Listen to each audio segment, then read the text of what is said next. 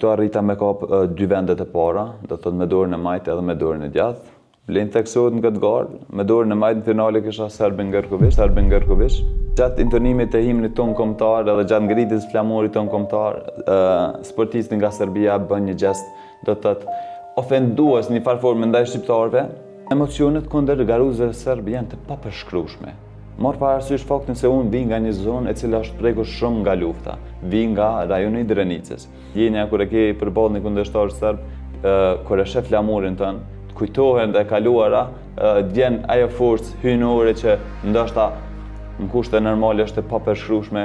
Për mua ishte o jetë o vdekje ajo garë, sepse e bartja përgjithësi ta ngres flamurin kuqezi në pjedestalet më të larta.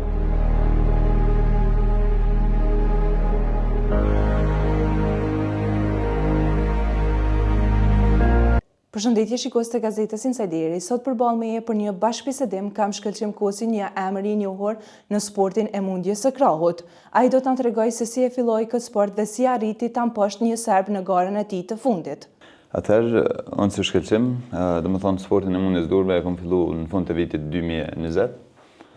Pak para se me përfundu viti 2020, domethënë ishte ajo koha pas pandemike, ishte ai farë ajo mjegulla e aktiviteteve dhe më lindi ideja që me fillu më merr me sportin e mundjes krahut.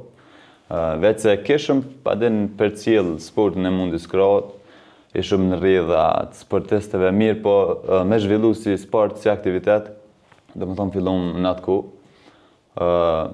Fillimisht domethënë me djalin e Axhës, që e përshëndes shumë, edhe me vllahun. E fillum bashkarisht, domethënë të tre, dhe e morëm atë emrin si 3 muskëterët në atë kohë, edhe fillum aktivitetin, stërvitjet, bashkarisht, domethënë herë në shtëpinë time, herë në shtëpinë e djalit të Axhës, edhe ashtu zhvillonim aktivitetet e para. Në vitin 2021, në ngusht vitit 2021, është organizuar turneju i parë, domethënë në Republikën e Kosovës, turneju Kosova Summer Round Wrestling 2021, edhe në atë kohë fillum më përgatit pak ma seriozisht me djalin e Axhës për atë turnej. Bom përgatitet, shkum, morëm pjesë, domethënë që kjo është ai fillimi i pjesëmarrjes në gara, mund më thop profesionale në këtë sport. Në çfarë gara tjera ke marrë pjesë edhe mas nej me kanë ke fillu me ushtru?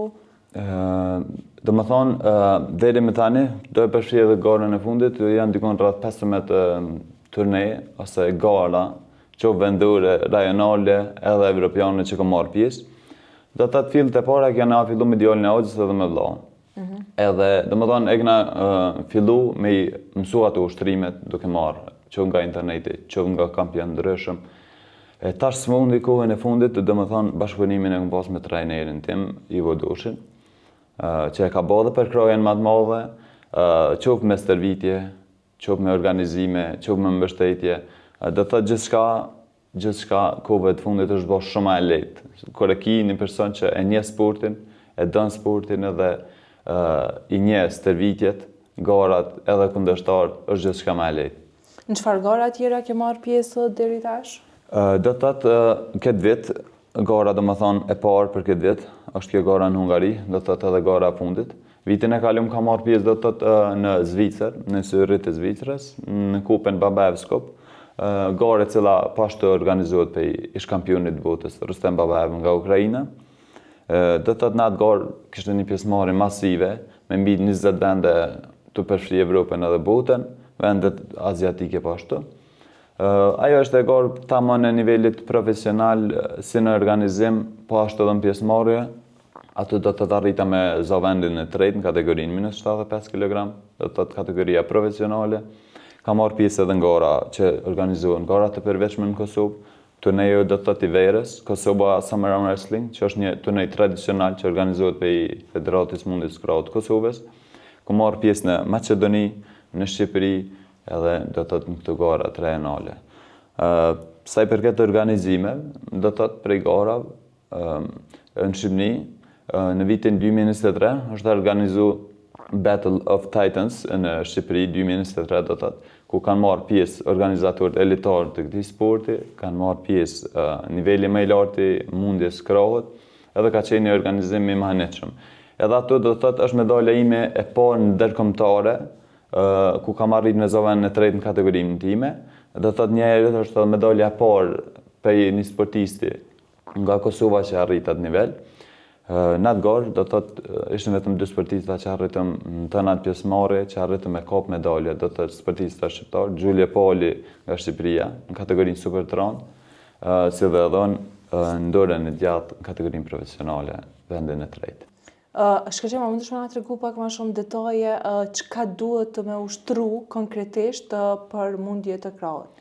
Atëherë, një sportist i mundjes krahut bazohet në 3 koncepte themelore që mund me i përfshijnë si shkëlqim. Do të thotë gjenetikën që ta jep, do të thonë vetëm krijuesi, do të thotë Zoti. Pastaj forcën, të cilën mund të arriti me ushtrime, teknika dhe shpejtësia, që janë bashkërisht. Një sportist i mundjes krahut, po flas konkretisht për veten, unë garoj me të dyja duart. Minimalisht do të me u stërvit 4 herë gjatë javës me plan të dedikum për mundjen e krahut. Do të jenë pajisjet adekuate, ushtrimet specifike, si dhe do të zhvillohen ato përgatitjet finale duke zhvillu edhe teknikën tonë. Do të thotë stërvitjet, përgatitjet edhe praktika qoftë me të afërm, qoftë me pjesëtar të klubit e tjerë.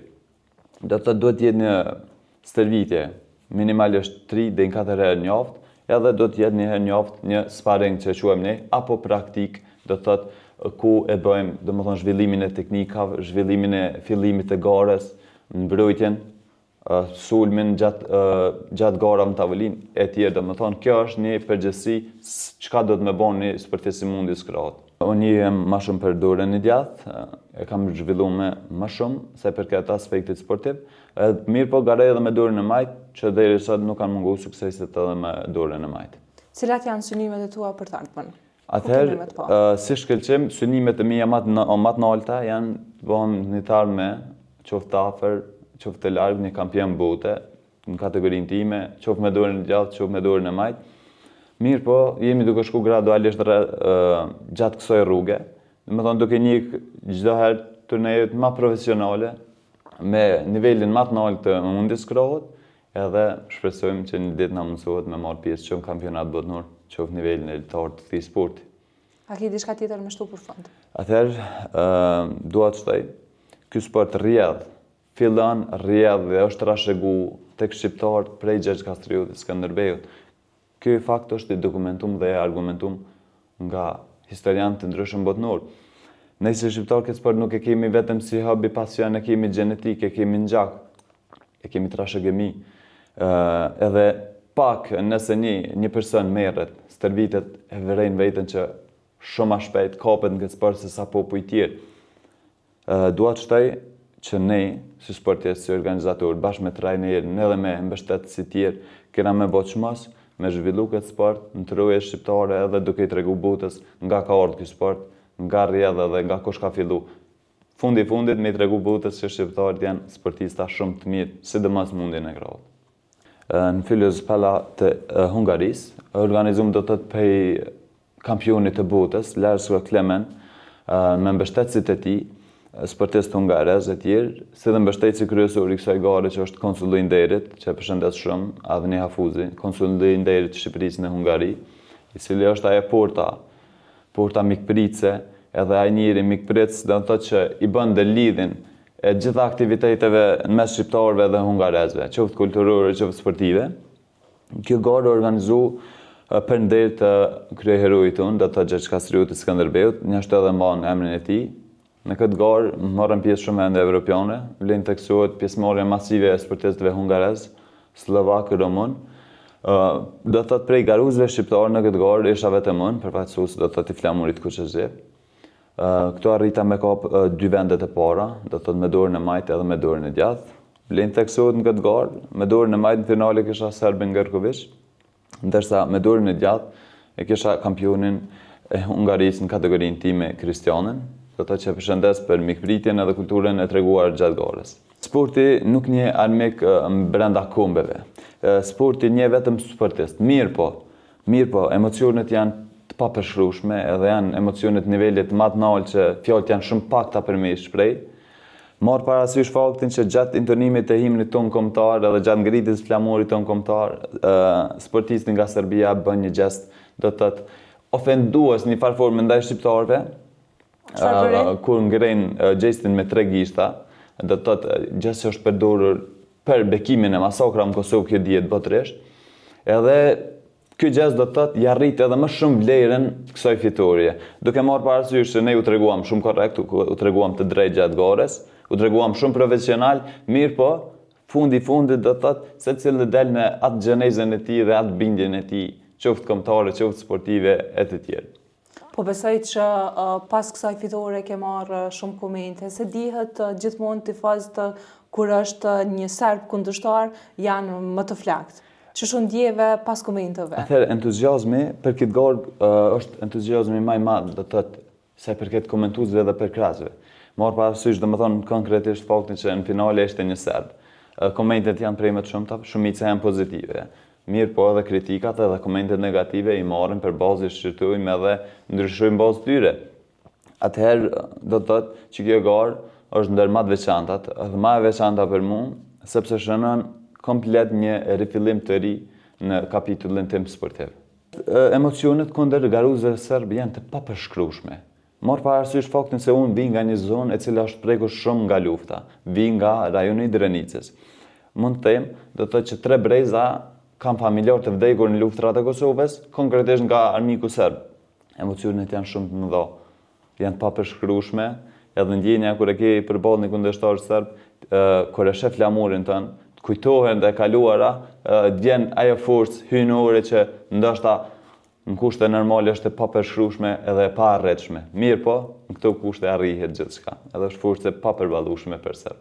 Ç'është je ndjeti konkretisht çat ditë masi e kem poshtë të Serbin?